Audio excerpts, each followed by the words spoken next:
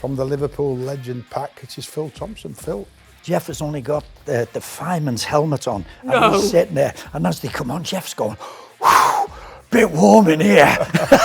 Virgil has been quite something. And the only one I could compare him with would be Alan Hansen. The Venkys haven't been at a game at Ewood Park for over 10 years. I don't know why they don't sell it. You have to explain to your sons why you're not going back to Liverpool anymore without any reason.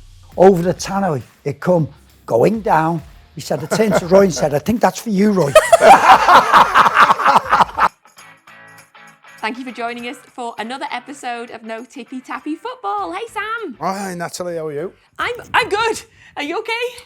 I'm very good. After a weekend of FA Cup football, I thought it was particularly interesting watching a lot of the games, a lot of thrills and spills, and of course, probably the big one was obviously Plymouth. Oh, what a magic weekend. Which leads me to my guest, Look. of course, which an old buddy, if you like, that we don't know each other that well, but we've known each other a long time because we used to play against each other now and again. It's from the Liverpool legend pack, it is Phil Thompson. Phil, thank you very much for coming and doing our podcast today. We're pleased to have you. Didn't you get, I was trying to ring you all morning, trying to get out of this. You'd have at least picked up on me, but of course you were on TalkSport, so I couldn't. Phil, it is like we booked 2 weeks ago, and it is just the way that things work sometimes. It's a perfect time to have you on. No, it's not.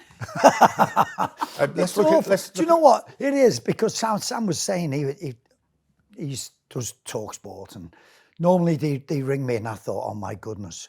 Yesterday after the match, I was expecting a call from one of the lads saying, can you come on tomorrow? Thankfully, I didn't, because it was all one of those days, and it was one of the great sort of FA Cup stories, particularly with Liverpool playing so well at the moment. We're going to get onto that in detail, but we've got a couple of housekeeping things to do first, Phil, so forgive us. Where the fire escape is. And all that. Yes, that's the The bell rings and all, you know what I mean? First of all, Sam, we've hit 40,000 subscribers on YouTube. Hey, go on, keep coming. We love you. Thanks very much for following us and subscribing. We're happy to do our podcast, and from a personal point of view, it's been a great couple of years. Is it 2 years or more now?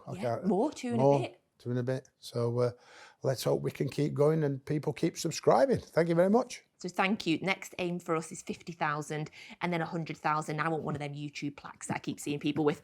And another thing to say is congratulations to Simon Grayson, who's back in management. Well, we've done it again. We've done it again. And also Dean Holden, another job after being on the pod. Where's he gone, Dean?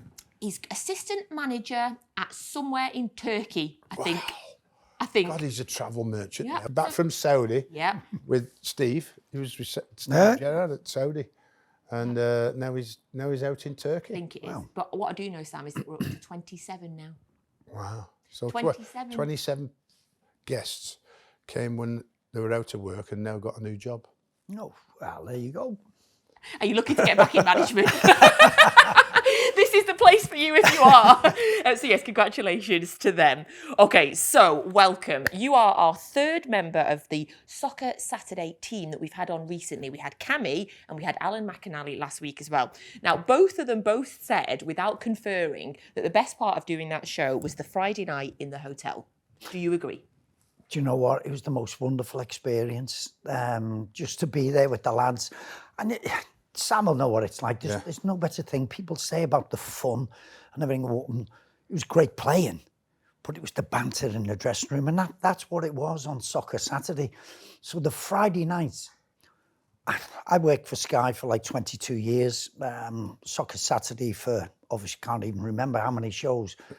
Not once in my life did I think, I don't want to go to London.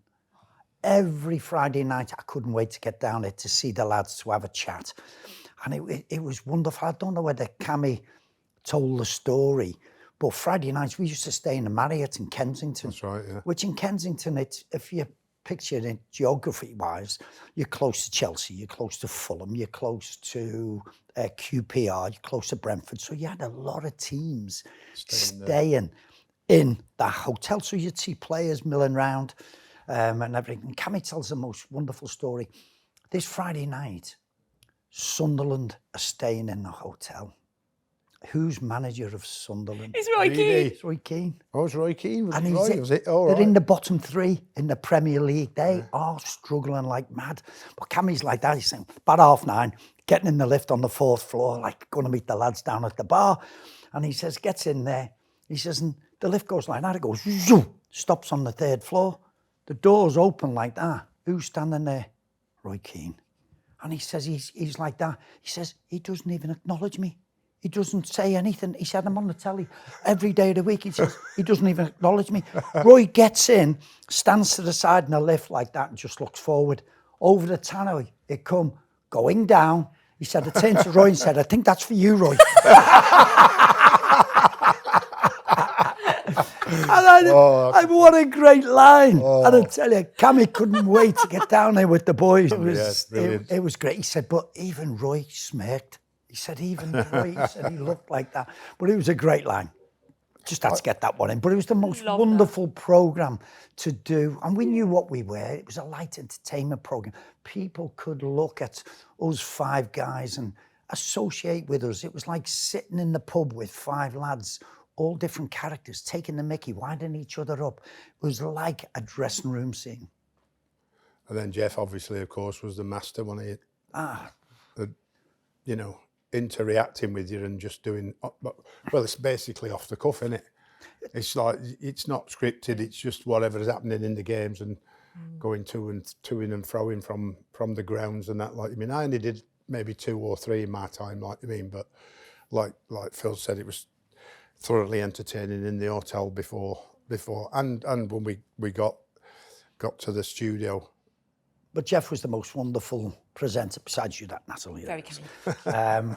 He was, how he did it, having all those, and he did have some stats in front of him, but he has stats guys speaking to him, director, producer, they're all speaking to him. Then he's having the crack with us, and then we're having the crack back, and he just keeps things going, and you're going, how does he do this? It is just absolutely, he's the best sports presenter, and we've had some good ones, but he's the best sports presenter by a million miles, and it is. And what you see is what you get with him. He was great, and he was always dreaded speaking to Sam. He always felt that he didn't like Jeff, and it was always like that, even with Sir Alex. I remember doing one interview and Sir Alex is in the background as we're off screen and he's going like that, what time are you coming on? What time do we finish? And he was like, next thing you know, I think he's got the lawnmower going in the background at Old Trafford.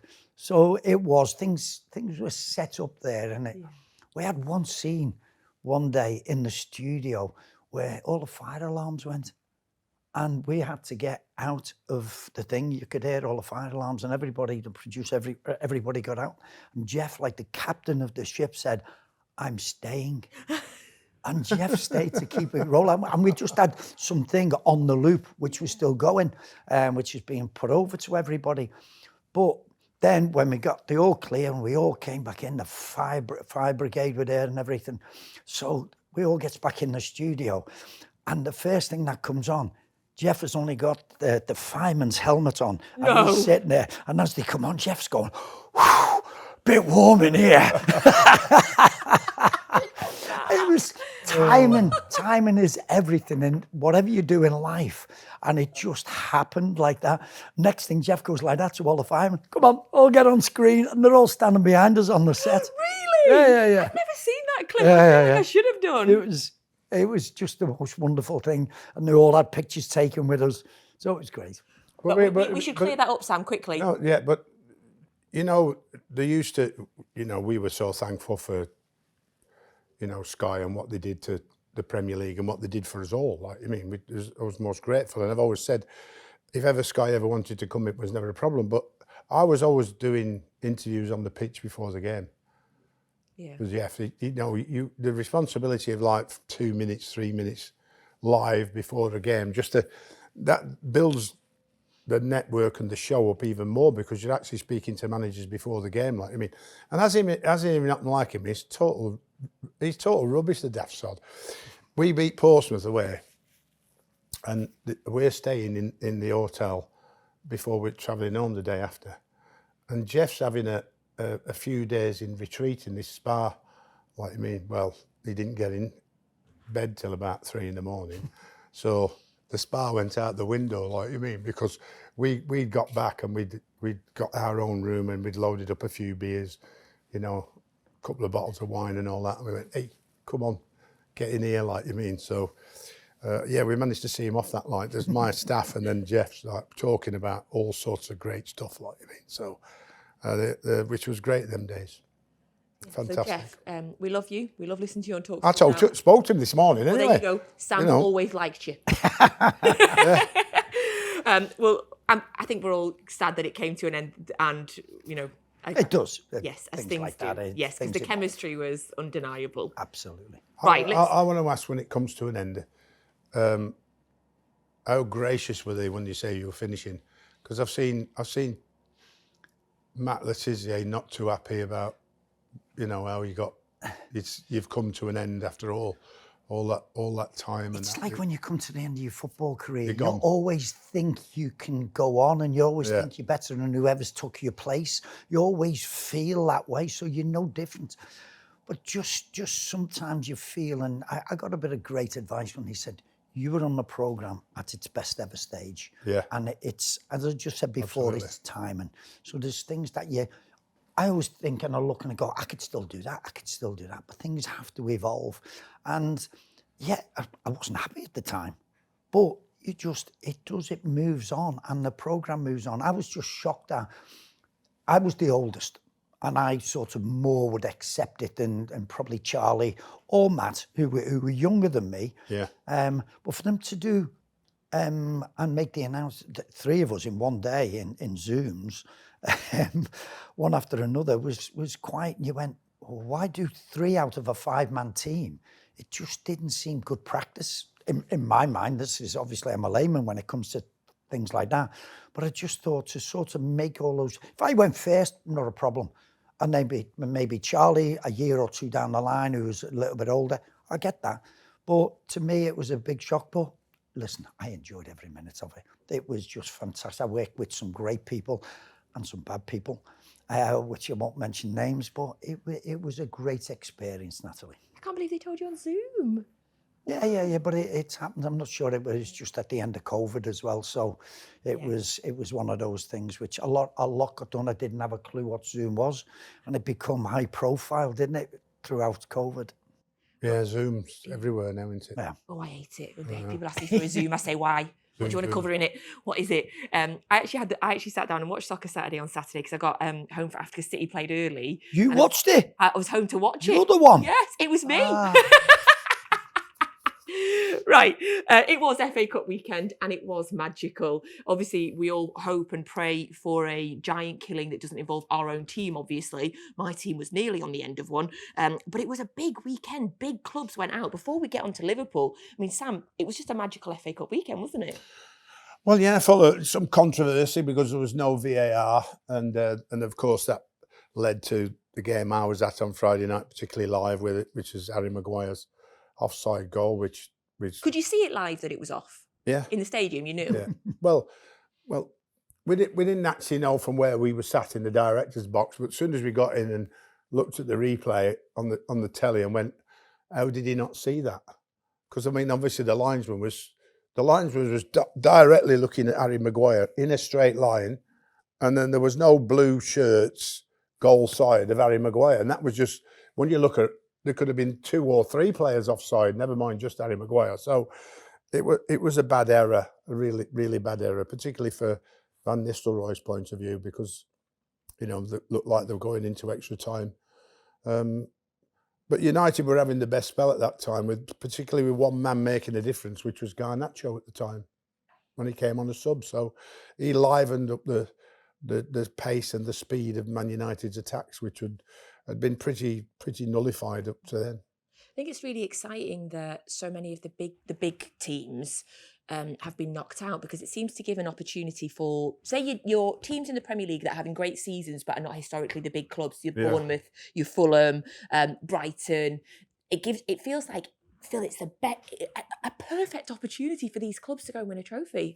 Yeah, and we've had it, haven't we, in the past? Your Wigan winning against all the odds. I was there. Portsmouth, yeah. And it makes it exciting. You got to just get a good run, with certainly home fixtures if you can get it.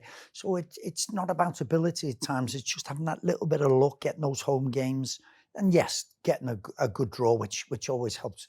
Listen, Sam and myself played at the most wonderful time at the FA Cup. I still think it's special. Special, yeah. It's not sort of looked at that way, but it was the most wonderful experience and the greatest of days. And now when you look at the teams, and you say it does give them, I was looking prior to the Liverpool game, looking at sort of how many Premier League sides were still in. And I know there was some going on yesterday, but it was sort of, you're looking and you think, yeah, we've got a decent chance here still in this one as well. I think so. The magic of it just over the weekend, I think it needed it as well. It needed that little sprinkle. But obviously the big sprinkle came at Plymouth, and I don't think anybody expected it. Obviously, when the team came out and it was a very, very weakened Liverpool team, and some of the big names not even on the bench, which City did as well, but had a few of the big names on the bench. What was your instant reaction when you saw the team? Were you worried at all? No. Not a problem. Yeah. It's I that wouldn't team have been with the front that three there. that team that was put out there.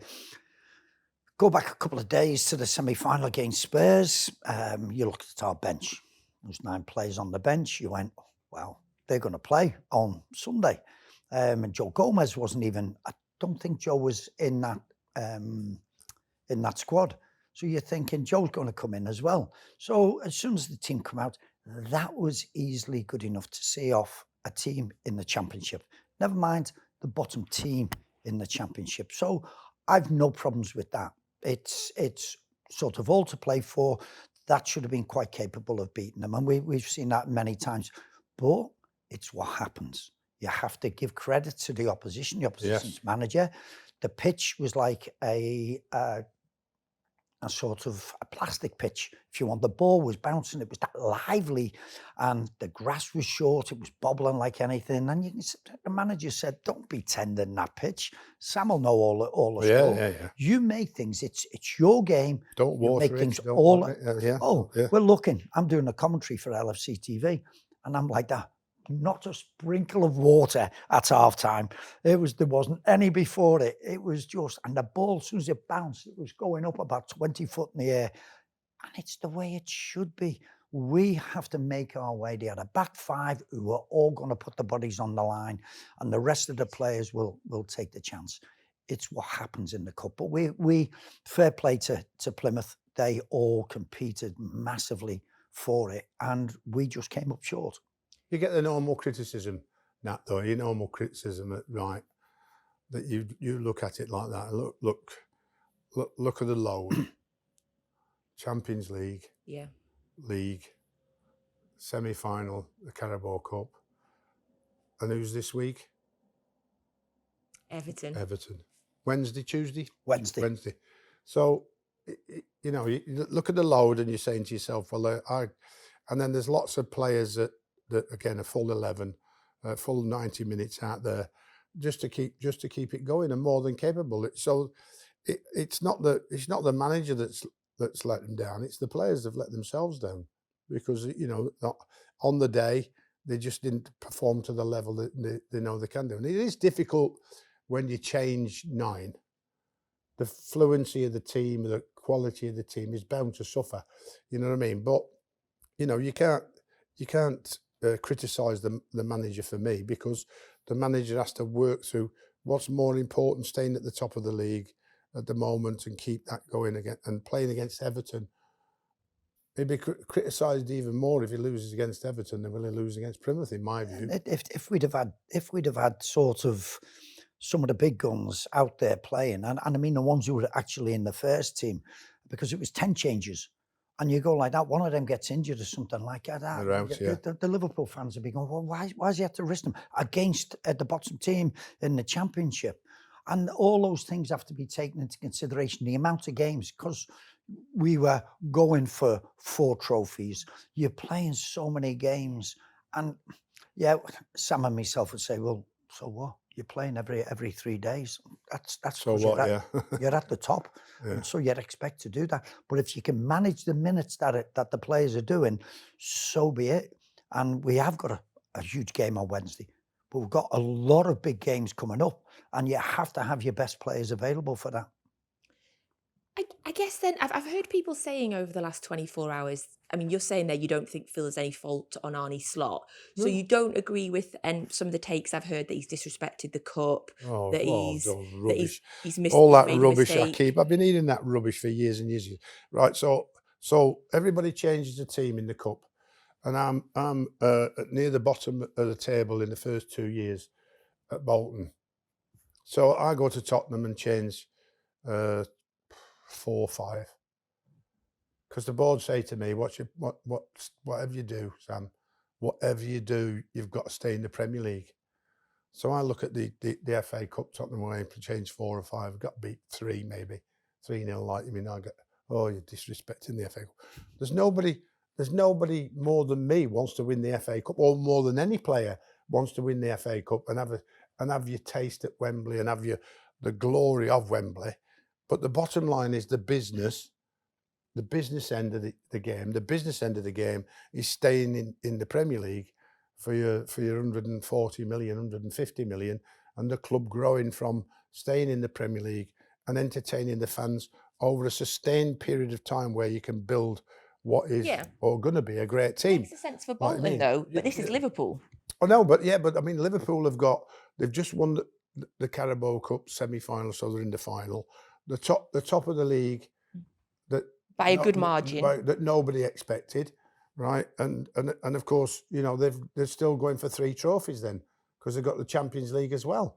So if you keep going for all the cups, it's difficult to win any of them in the end, because the load on your players sooner or later will tell in their performance. Like, you mean?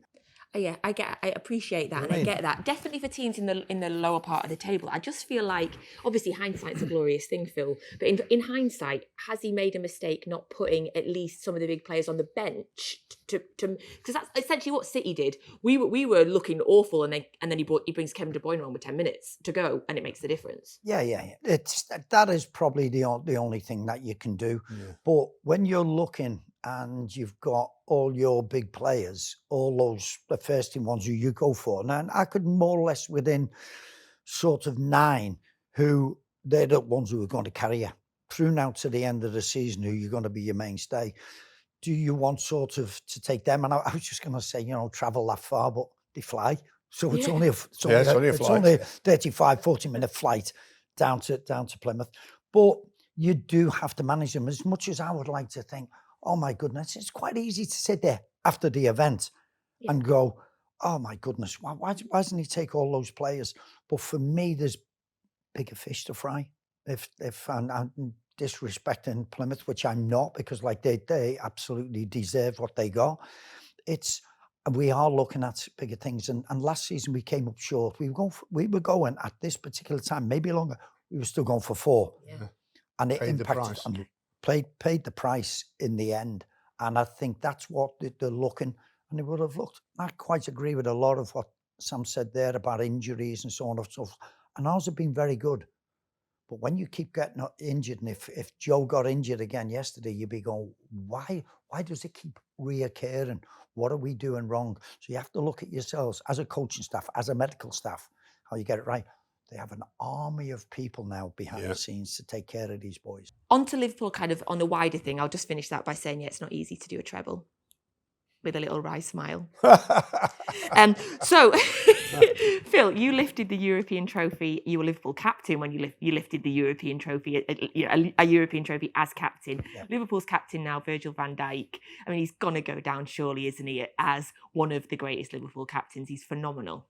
He is quite extraordinary. I do think he probably just managed to have got in our reserve team at the time. Really? No. Oh, Natalie, steady. Yeah. No, listen, this fella is a Rolls Royce of a footballer.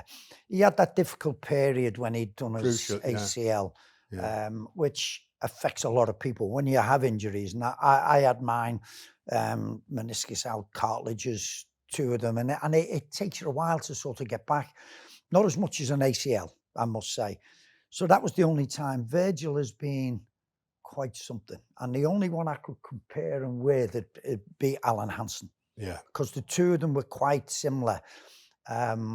They read the game so well. They look so comfortable at times. And very often you don't see them have to make sliding tackles or anything, which people are like, oh, yeah. But when you're a good player, you're always in a position before that. And Big Al was like that. And Virgil cruises through games, even the biggest of games. He's like that. Big Al wasn't very vocal. Neither is Virgil. I mean vocal, like your Carragher's running around, come on, getting everybody going. They do it in a way of how they play. They do it in a way of pointing fingers, getting the best out of them. In the air, he's fantastic. The only thing I would say is I would love him to score a few more goals. Oh my goodness, he's a centre half, and I'm sort of picking little things here.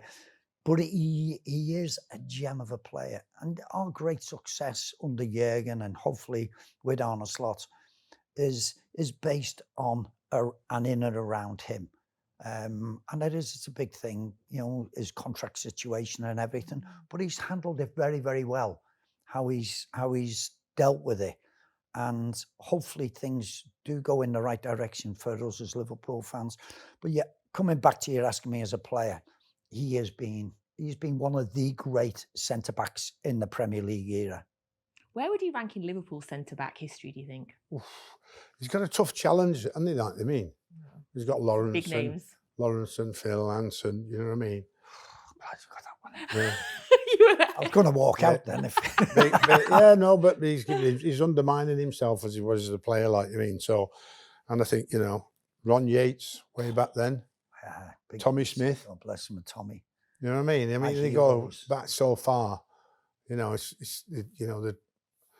weren't renowned for how good the attack was. The defence was always, sorted out. In, like I said, they always, if you can't defend properly, you're not going to win anything. Like you mean. So, that Liverpool, the eras of Liverpool, and he's one of them that slots into that category, no doubt. And the recovery from the ACL, because we were all thinking when he first got back, he's lost a yard. Yeah. He's not quite what he used to be, but obviously a year or 2 after that, and the full recovery has happened, and you can see the quality. But I mean, I haven't known a manager slot in. Do you get that? Slot in and do so well when such a big manager's left. You know what I mean? I mean, at Liverpool, it was like there was somebody from within, wasn't it, that moved up, like you mean, right the way up to Kenny, Roy Evans. But look at when big managers have left, like Arsene at Arsenal, and particularly Alex at Man United, those clubs have struggled to find the right manager for a while, whereas Jurgen Klopp left and everybody went, who's going to replace Jurgen, like you mean, because he was loved at that football club, and Arne Slot's come in and gone, and without too much fuss, without too much spending. One player was it bought, or Chiesa for 10 million. And now and then you could say the top of the league because Manchester City has slipped up, but that doesn't matter. Taking full advantage of Man City slipping up and going all out. I mean, if Man City hadn't slipped up, I think it'd still be there. Yeah, you need to look at Arsenal to see that it's easy to slip up when City don't. In terms of other players at Liverpool, I want to get your thoughts on. Obviously, Conor Bradley has had a great season, another really impressive performance against Spurs.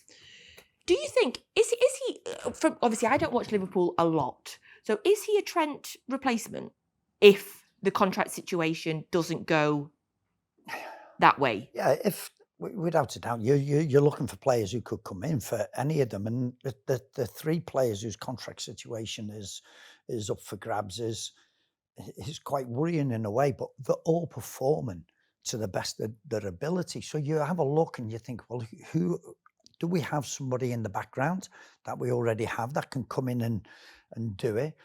And Conor Bradley has been, what a player he is. And You know, I look and people say, "Oh, Trent's not a good defender." He's not a great defender. He is a good defender, but his offensive stuff, what it brings to the team, is far greater than what he needs to be as a defender. People don't look at it like that.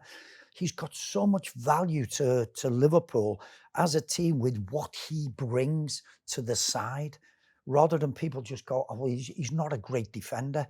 We all have different attributes in life, but Conor Bradley is just, he's slotted in. So it makes us Liverpool fans just go, well, if it doesn't go according to plan, at least we've got this young man here who's full. And one thing that'll always go in his life, no matter what he does in life, Conor Bradley, he put in a crunching tackle. And I don't care what era you can talk about, whether you talk about the 60s or whether you talk about now, you put in a tackle which you take ball and man is still one of the great moments in football against Kylian Mbappe, against Real Madrid, towards the cop end, and he sweeps that ball and he takes out Mbappe. Fans would love it. I love it. I remember a tackle by Mark Lawrenson on an Ipswich player who's running through on goal, just thinking, where am I going to just where? And Laurel just comes and swipes the ball away from his feet. It sticks in your mind. And Conor will always have that, no matter what he does in life. I hope he has many, many years to come at Liverpool. But that one moment is a great moment in your career against Kylian Mbappe, who people say is debatable the best player in the world. He had a great full season at Bolton on loan. So he had a real, you know, League One. He had a full season, playing every single week, playing first team football, feeling the pressure. And I think that helps you develop when you can play as much under 23 football as you want, but you're not going to progress until you start getting into somebody's first team. And if that can't be at Liverpool, and then it's on loan, and now it's proven that he looks to be good enough to be a regular for Liverpool now. So, but Trent Alexander-Arnold, for me though, one of the best passers in the Premier League. Everybody picks out that it's got to be a midfield player. It's not. He has got so much quality on the ball, short and long. He's probably one of the best long passers in the Premier League at this moment in time. He sees it and he delivers it. And then when he gets in the wide position, the quality of ball in and how he seems to pick them out is... Yeah. So it far outweighs that slight doubt about the defending side of it, like, I mean. Yeah. Okay, love that. I'm still thinking about crunching tackles. I couldn't agree more. Couldn't agree. After a goal, it is the most celebrated thing. It is, but it's like a headed goal. There's something about throughout. You have a proper good headed goal. Yeah. And everybody just drools over it. You can have shots from which we see some great shots from there, but a great header and a great goal, you go, oh, and it sticks in your mind. And it spans generations. Oh, yeah, absolutely. So you mentioned it before, Sam, it's the Merseyside Derby this week, the final one at Goodison as well. So I think, imagine it's going to be a very emotional day as well, an exciting day for Merseyside. Predictions for the game, what are you thinking? Oh, we have to be more clinical. Last year, Everton will say they run over us. They won 2-0. And they have a way now of a style of playing, and it is very much defensive-minded. But you have to break that down. You have to find ways, and they'll make it. And they will play on their strengths, which is diagonal balls into the box, causing us problems. You know, Pickford will be taking free kicks around the halfway line. He's probably the best striker of a ball at Everton. So he pings them, and he will put us under pressure. Last year they beat us 2-0. While it was 0-0, Nunes had a quite simple opportunity, as did Luis Diaz, and we didn't take them. And then it was just, we lost our way in the second half. So it's going to be emotional. It's going to be a fantastic day. It's going to be great. And Everton moving to that beautiful new stadium, and they will be in the Premier League. And I've always said I was more confident than Evertonians speaking to them. But it could be great, because I think it's fitting that they have a 25,000-seater stadium down there at the waterfront. Is it going to be more? Oh, sorry, it's 52,000. I think. Do you know what? I respect you. Even when you're saying something nice, you still have to slide in there. I love that. Listen, they'll be moving down there, and it will be, because it looks absolutely magnificent. But they've still got a game to play. There's still 2 derbies. And they're all within sort of about 3 weeks of each other, the return leg. But the return leg sounds like a return leg. I'd probably, Evan wouldn't know what a 2-legged affair was. He's got to. He's going for it. Oh, he's got it. So is there a problem there? No. It's going to be a big occasion on Wednesday for both sides. It will be. Massive. It'll be massive. It's always such a difficult. It's a proper old English ground, and it is hard. It's compact. It's not as big as other pitches that you get to, which helps. So all this, I'm building up. It's going to be a great occasion. So it's we should win it, but as we see, we should have won on Sunday. So we have to be at it. Yeah. And Sam will know the exact words. You have to be at it in the derby. Yeah. I'm looking forward to watching it as a neutral. I'm really looking forward to watching it, Sam. I never lost a derby. You didn't? No, 1-1 at Liverpool, 0-0 at Everton. So you never won one as well? I never won one either. Oh, there you go. I should have won though. The way you frame it. We could have won. Hey, I was happy 2 draws when you go there in the bottom of the league and you get them out of trouble and you get. My second game was Liverpool. All right, we beat West Ham, and then the second game was Liverpool away. They're great derbies. It's derbies. a proper derby. Yeah. You know, and you can look at things, and it's still going back to my childhood. The derby games, I still don't like them now. Same. It was better when you could play in them and you could actually do something about it. Yeah. But watching them, it doesn't matter how many. As a player, I went 7 years unbeaten, but I could do something about it on the pitch. And now every derby, I am nervous. It's the fear of losing rather than the joy of winning. That is the case with the derby, and that's what makes it so exciting. That's so bang on. It is the fear of losing. Yeah, it really is. It really is. The Manchester Derby is the day after my birthday this year. My birthday's ruined, because I'll just be worried about the derby the whole time. Where's that one going to be at? And that's at Old Trafford. Oh, that one. Old Trafford. Obviously, they beat us at the Theatre of Leaks. Yeah. Yes, we'll get to see the waterfall in real life. So, talking about other worrying things for Spurs fans, it's a worrying time in general. And gosh, I know as former professionals, you never like to talk about it, and I've heard many people on this podcast say it, but goodness me, Sam, he's walking on eggshells. I mean, I'm half expecting an announcement anytime. Well, managers have gone a lot quicker than Ange and not done as bad as his results have done. You know, and sadly, you can only, as I said before, you can only hide behind injuries for so long, irrespective of how much it is affecting the team and how difficult it is to get through that period. You've got to find a way to get results, and I think that as the game is today, as I've talked about many times, his inability to change, to provide a way of playing to win, is more important than the style of play. And he doesn't seem to accept that, as many coaches seem to be hell-bent on one style and one style only. There comes a time when that has to be put to one side to do the right thing for the team to win a game of football, until you can get back to what you really want to do, if that's how you want to go. And so him being more pragmatic in terms of how he approaches a game is one of the, so injuries, yes, but his responsibility in saying we're going to be different in how we play, and tell the players this is how we're going to set up, because this team we're playing, their strengths need to be nullified, and we need to try and expose their weaknesses. It needs some work at and needs some understanding from him onto the players, and that way you win a game of football, and then the pressure comes off. Gerard Houllier always said to me, you have to be able to adapt. adapt or die. And it's the way it is with football. And these managers who I see, and even the ones at the very bottom of the league, and they'll still play their same way, and they're going, no, and they'll come on after losing the 7th game on the trot and say, no, I'll stick to my principles. And you're going, no, you've got to change. You've got to do, see Norwich do it, Leeds do it, so many teams, Southampton more recent. And you think, no, come on, guys, I respect what you're doing, but your team is suffering.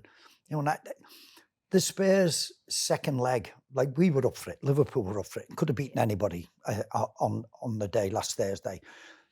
But I didn't see what Spurs were trying to do. I didn't see whether they were trying to sit deep and suck us in, and the way you would do, and and they stayed in the game till the 34th minute or something. But there was times when they were getting drawn out, and we were sucking them upfield, and then we were getting through them. And I'm thinking, what is his idea here? Is it to press us high the way a lot of teams do? But you have to do it as units, and you do it. And this thing is having his back four push right up. I get it, but there's times when if you've got so many injuries, you have to adapt. And it'd have been better saying, right, this is what we're going to do. In a couple of days training, maybe this is what we're going to do. And we all do that together. We make Liverpool just keep, and we frustrate them. I didn't see any of that. And right from the first seconds in the game, we had a shot away from Gakpo, which set the tone for the whole of the game. So I think then with Ange has been a thing. I do think it's always hard when you get so many injuries and when they keep on coming, and it's hard. But I look at some of his players who seem to have lost their way. Are they not listening to Ange anymore? The biggest one is Son. What has happened to that boy? Him, yeah. He was a match winner. He was full of energy. And this season, it's not just in these last couple of months. He's looked so short of it. He looks as though he's not got the passion, the commitment, the ability anymore. Doesn't look as though he's got that pace. And he's the one who just is what Tottenham have been all about this year. On that sort of playing style conversation that we have with Ange, recently Joe Hart and your son Jermaine Defoe criticised modern football, where they said that the first team manager sets the playing style for the whole of the club, including the way the youth play as well. So is this philosophy aspect, this word philosophy that we keep hearing, is this to blame, do you think? It's not to be. You've got to have a continuity when you've got your junior teams, and I mean the sort of under 18s, under 21s. You have to play in the same way, because when those boys, if they do sort of step up to the first team, you want them to be more comfortable. It's no good sort of playing 3-5-2 in the under 21s. And a kid's playing as a left wing back, and then all of a sudden he's coming into the first team as a left back. It'll be quite alien to him. So I do think that it should go through the philosophy of the manager right the way down. It's nice to change things now and again. If halfway through a game it's not going right and you need to do something, managers, as we just say, have to adapt. So the under 21 manager at any certain time would have to do that. I was nearly going to say the reserve team, which was the old Central League, which was fantastic, by the way. The best league to learn in your life. You had young kids who step up, and senior pros who were all trying to have it off. But you had young kids who were trying to. I run the reserve team at Liverpool, and my arguments with Jan Molby, who never got out the centre circle, mind you, he never done that in the first team. Jan would be there and he'd try and have it off, and I'd absolutely hammer him after a game, because you've got young kids there, and I'm not just going to hammer the kids because they're trying their best. But the young ones who were already made it, I'm saying you're letting them down. Yeah. So I wouldn't have a go at them. And I feel a lot of managers pick on youngsters in the side, either in the first team, or certainly and I never did. I'd always pick out all the big boys, your John Walks, your Paul Walshes, or whatever. But Jan it was a love-hate thing with Jan. He was such a nice guy. Talking about the Championship, there's a situation going on in the Championship now that I want to talk to you about because I'm just baffled by it. Blackburn, which obviously one of your former clubs, this podcast has such an association with Blackburn for some reason. We're always getting guests on that touch Blackburn. People sometimes think we're a Blackburn podcast. We're not. I've also covered Blackburn loads this season for TalkSport and last season as well when it was Jon Dahl and obviously John. Time to move you up. I know. TalkSport. Time to move you up. That's Premier League. If you're listening. Thanks, Sam. Down there, TalkSport. I was on this morning getting that moved up Premier League. Come on. Can we clip that? TalkSport on Instagram. I'm trying, Sam. Sorry. Thank you. Sorry, go on. I very much appreciate the support. And I'm trying on Soccer Saturday as well. If you've still got any contacts, Phil, and you can put a call in me because they're not having me either. Right. Blackburn, currently sitting in 6th. Yeah. John Eustace is being linked to Derby. But he's looking like he'd be a good Premier League manager. So why is he going to go to Derby if he goes? Well, that'll be the problems that he's facing at Blackburn Rovers. That he'd be facing the sort of problems that I've always said this, and you can't do this until later on in your career, where whatever the board say or however you're interviewed determines on whether you get to take the job or not, irrespective of how big the club would be, because you will ultimately fail if that board doesn't support you. Would there be bigger budgets? And I would bigger budget. At Derby. Definitely a bigger budget at Derby. I find the fact that Blackburn have lived on apparently from what I hear behind the scenes, that they lived on only what generate themselves within the club. Yeah. Well, I don't even because they sold Smodics and they didn't even use the money. No, they kept it. You see, so it's about the financial structure of the club first. And surviving so it doesn't fall into debt more than the quality of the team on the field, which then affects the fans having a negative approach by saying because their recent history, they've won the Premier League, so lots of their fans remember that. Oh yeah. You know what I mean? So it's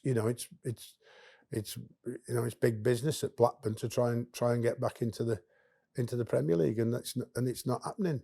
And so Derby, if the right finance behind it, the right budget, or the manager has to weigh that up before he goes, even though they're in a worse position in the league. He must see it as a positive move to get Derby back in the Premier League quicker than they can get Blackburn. That must be heartbreaking for the Blackburn fans. Have you got sympathy for them? Why are they letting him go? Yeah. So they've obviously hit the compensation factor that's in his contract, and so they have to let him move on. The Venkys haven't been at a game at Ewood Park for over 10 years. I know. Too well. It's shameful. Right. Yeah, it's shameful. It really is. I don't know why they don't sell it. I know, yeah. You know what I mean? It's just, as Sam says, it's still one of the big names. So's Derby, by the way. But you see the Venkys, and when I came in, I said, they still in charge. That's my lack of sort of knowledge. I thought they'd change. Why don't they do that? For the good of the club, for the good of the town, it's not right. One of the best run clubs I'd been at. When you were there? Behind the scenes, yeah. Yeah, from John Williams, who's the chairman, downwards. Everybody in their place would know exactly how the football club was running. You as the manager just need to go and manage the team. There were no other distractions from where everything else was in place, like commercially, everything in terms of what they were doing was creating the right opportunity for you as the manager to try and, it was about making sure Blackburn then did as well as they possibly could and finish as high as they possibly could in the Premier League. So does that mean there's going to be a vacancy at Blackburn? What are you thinking? It wouldn't be. I don't know. I was just thinking, Natalie, if you're available. I would take the home manager's job if that's up for. Okay. You never know, do you? If you're listening to the podcast, Sam just winked. That was brilliant. Okay. We always finish off our podcast with some questions, Phil, that our listeners have sent in. And obviously, the Liverpool connection, there was absolutely loads of questions that came in. So I've got a few for you. So Harry has asked, now, there's a story here that I don't know. So I'm looking for the story as well. All right. Did you ever make up with Robbie Fowler, and what actually happened? Yeah,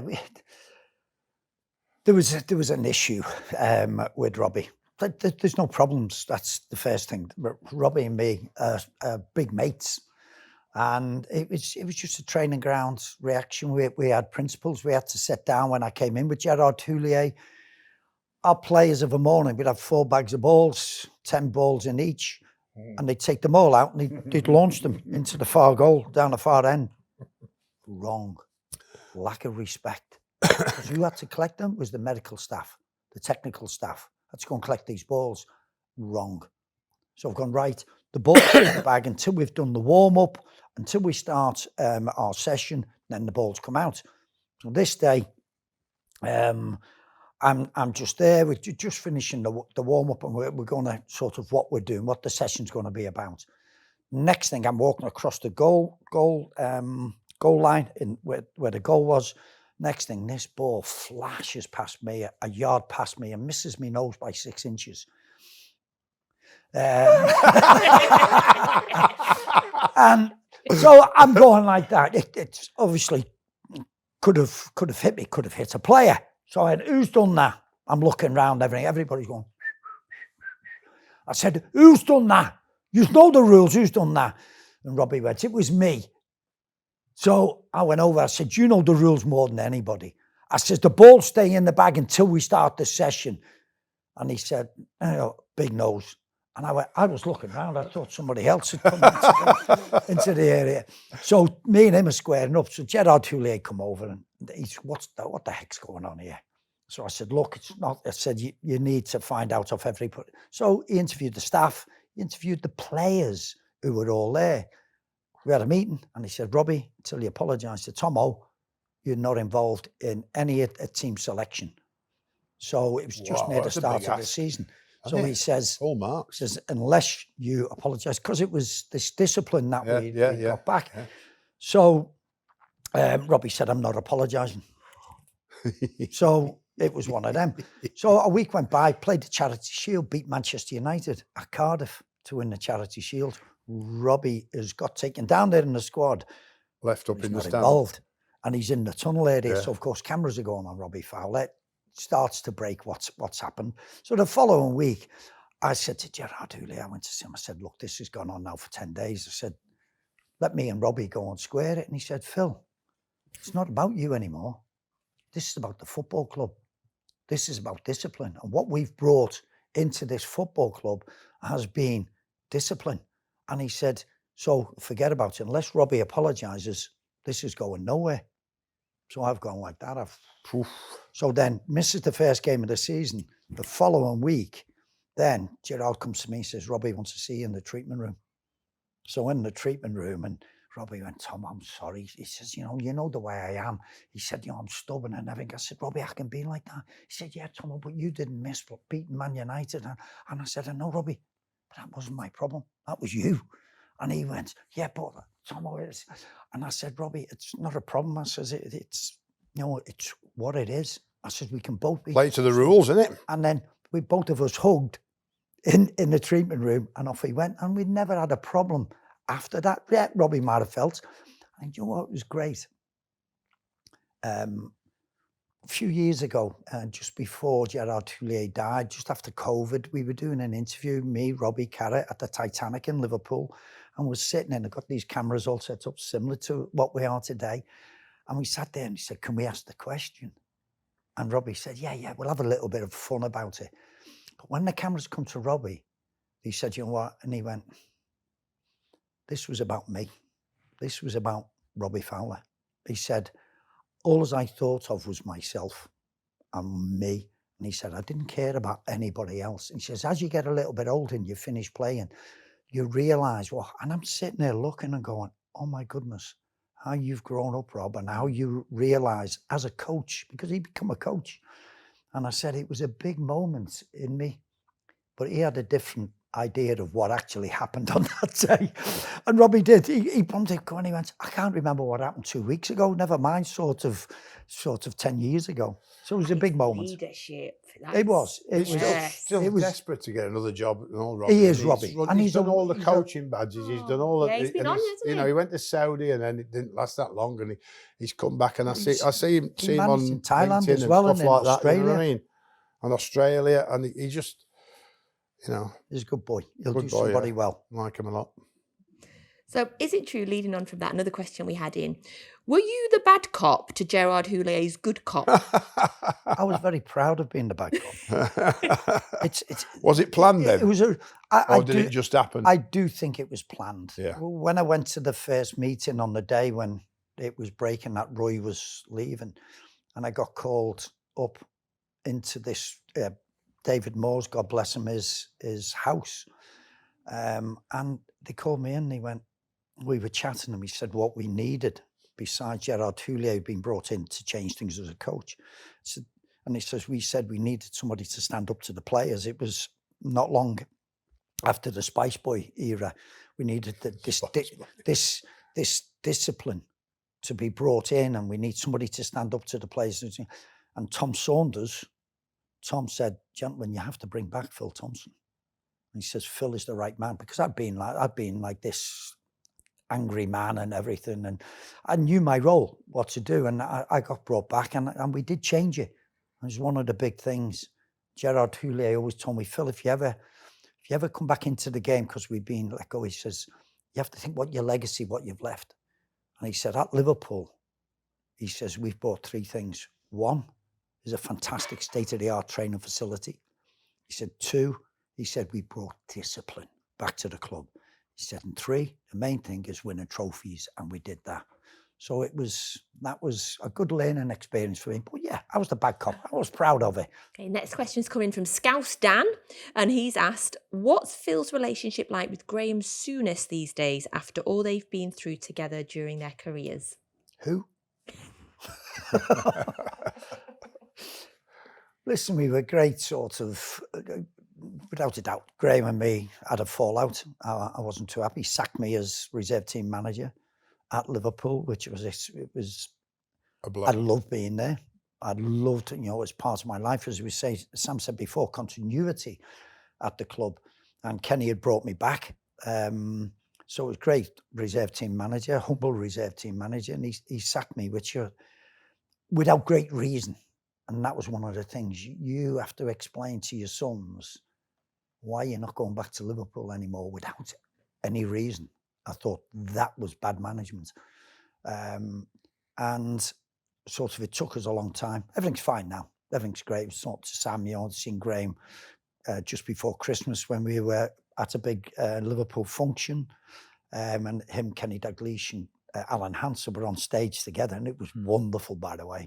So there's no problems. We're on the same table, and it's very cordial now. But it was, without a doubt, it was not great. It took me captaincy as well, which was, I can see your face. Yeah, I was a bit like that as well. I'm not sure you should bear grudges that long. What? You shouldn't. You shouldn't.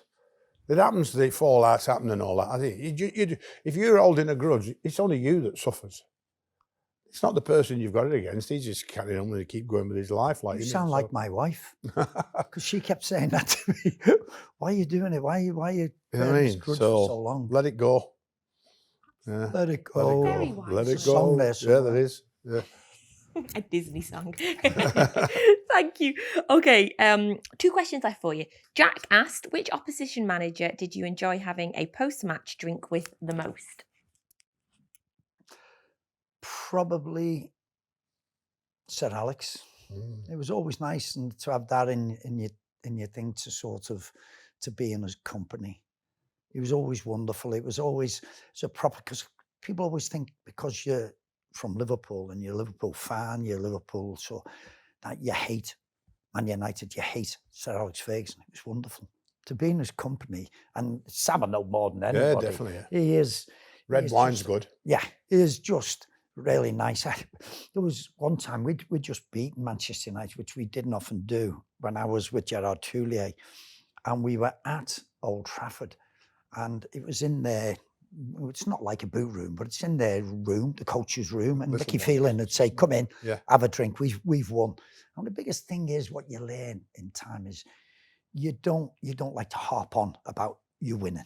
Even in the famous old boot room, it was just, you do it after the opposition's gone and things like that. So we're in there, Joe Corrigan, Sammy Lee, Patrice Bergs, our coaching staff, we're in Mickey Phelan, the coaching staff, and we're all having a drink. And we're just chatting about coaching, about training, about family.